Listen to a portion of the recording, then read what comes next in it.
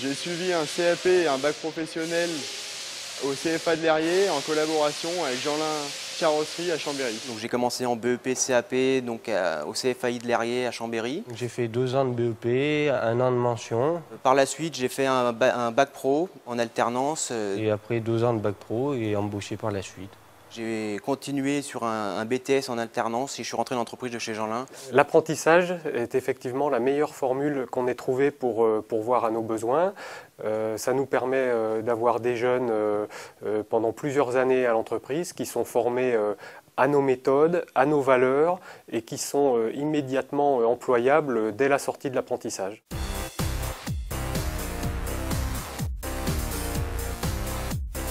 Je m'appelle Cédric Vieira, j'ai commencé mon apprentissage il y a 3 ans. J'ai commencé par 2 ans de CAP et puis là j'ai fini ma première année de bac et j'attaque ma 2e année en septembre au CFA de Leriers.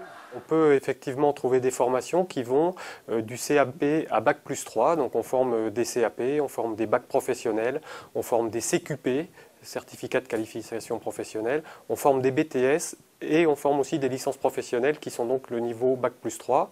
Et ça pour tous les métiers de l'automobile, donc la mécanique, la carrosserie, tous les métiers de la logistique à travers les magasins de pièces détachées. Et on peut aussi ajouter qu'on a une école de vente pour les vendeurs. En 3e, j'ai choisi l'apprentissage, pas parce que j'avais un mauvais niveau, parce que j'arrivais très bien à suivre les cours, mais parce que j'avais envie d'apprendre un métier en pratiquant. Et puis voilà, mes profs m'ont bien poussé à faire des études, faire un bac général, mais c'est moi qui ai refusé et qui ai choisi l'apprentissage. Alors les facteurs clés de réussite de l'apprentissage, je pense qu'on en dénombre 4. Le premier évidemment c'est le jeune, il faut qu'on ait un jeune qui a vraiment envie d'apprendre ce métier, qui est motivé par ce qu'il fait. Oui, à la base je voulais faire carrossier, j'ai fait 2-3 stages en carrosserie et ça m'a pas plu du tout, donc je me suis penché sur la mécanique et là ça me plaît vraiment, ça me plaît vraiment. Je trouve que c'est ma voie, je pense que j'ai trouvé mon futur travail. Le deuxième, eh bien c'est nous, c'est l'entreprise. Il faut qu'on ait la capacité à lui mettre à disposition un maître d'apprentissage qui soit lui aussi formé et motivé pour encadrer des jeunes. Ce qui fait un bon maître d'apprentissage, d'abord c'est l'envie de transmettre un savoir. Alors la transmission du savoir, oui, c'est une chose très importante.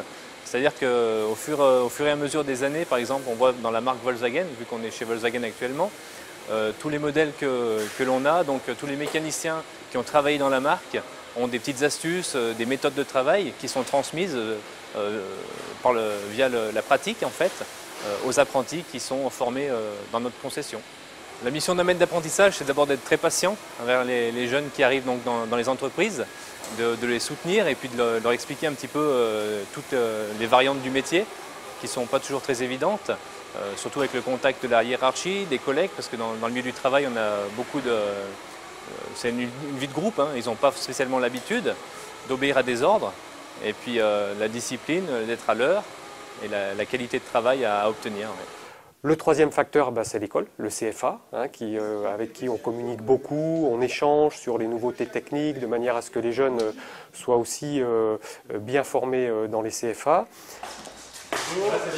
À Leriers, nous formons chaque année environ 500 jeunes, donc ce qui fait de nous le plus grand centre de formation automobile de la région Rhône-Alpes. Et nous, on est là pour leur donner également l'amour du métier, comme dans l'entreprise, et puis surtout les emmener à un niveau de qualification qui puisse leur permettre d'obtenir leur diplôme et d'entrer dans la vie active et de faire leurs preuves dans l'entreprise par la suite et de devenir de bons techniciens.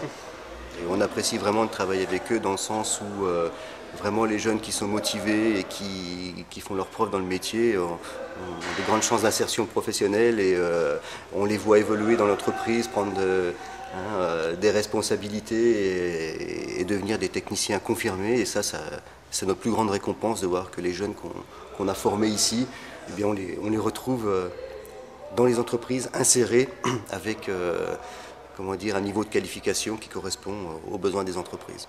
Et puis le dernier facteur, c'est les parents. Avec mon épouse, on s'est beaucoup posé la question. Elle était plutôt contre parce qu'elle appréhendait, elle avait peur, il avait 15 ans, donc en fin de 3e. Et moi, j'étais plutôt pour. On a rencontré M. Monnier qui nous a expliqué le rôle des apprentis. Et s'ils étaient sérieux comme Jeanlin, une entreprise comme Jeanlin pouvait les suivre jusqu'à un très haut niveau s'ils étaient capables.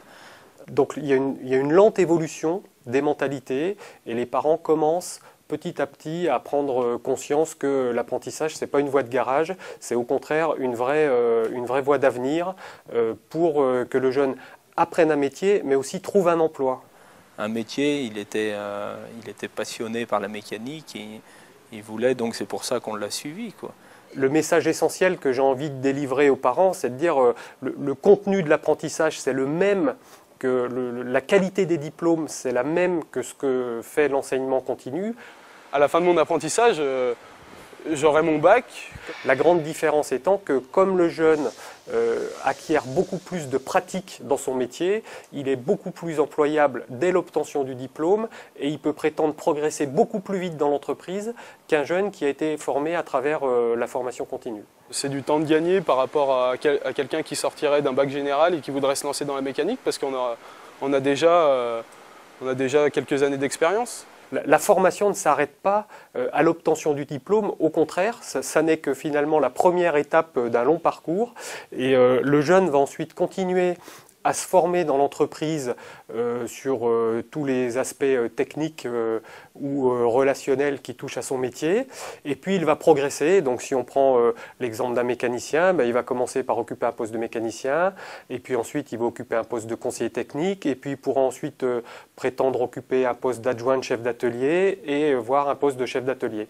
Et d'ailleurs, quand on regarde aujourd'hui la structure d'encadrement de l'entreprise, la plupart des postes de responsabilité sont occupés par des jeunes qui sont issus de l'apprentissage. On est dans le monde du travail. Si on est motivé, il n'y a pas de problème. Je pense que l'image la plus positive qu'on peut donner de l'apprentissage, c'est de dire que finalement c'est le meilleur moyen d'obtenir un métier.